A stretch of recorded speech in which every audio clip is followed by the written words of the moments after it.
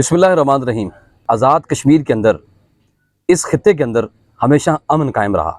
اس مظفر آباد کے اندر ہمیشہ امن، بھائی چارہ، باہمی رواداری کی فضا ہمیشہ قائم رہی۔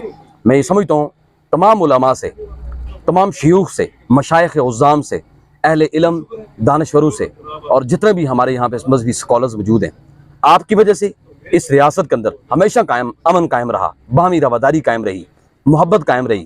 تو آج بھی ہمیں یہ امید ہے کہ انشاءاللہ الرحمن آپ کی وجہ سے اس ریاست کے اندر امن، بھائی چارہ، باہمی رواداری ہمیشہ قائم و دائم رہے گی۔ اس وقت جو ریاست کے اندر حالات موجود ہیں، میں یہ سمجھتا ہوں کہ ریاست کے اندر اگر ذرا سی بھی کوئی کشیدگی بڑھتی ہے تو ریاست اس کو برداشت کرنے کی متحمل نہیں ہے۔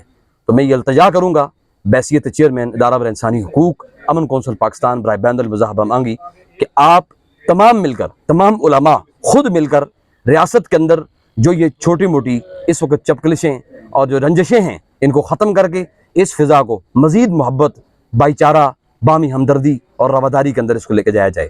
انشاءاللہ اللہ رب العزت کے ہاں اس کا آپ کو اجر بھی ملے گا، اور ہماری ریاست اس وقت جس لیول پہ موجود ہے، اس کو مزید آپ کی اس حوصلے کی وجہ سے تقویت، اور اس کو مزید یہ ریاست مستحکم ہوگی، اور ریاست کے ادارے ہمیشہ آپ کے اس مضبوط بیانیے کی وجہ سے ریاست کے اداروں کو بھی ان کی حوصلہ افزائی ہوگی۔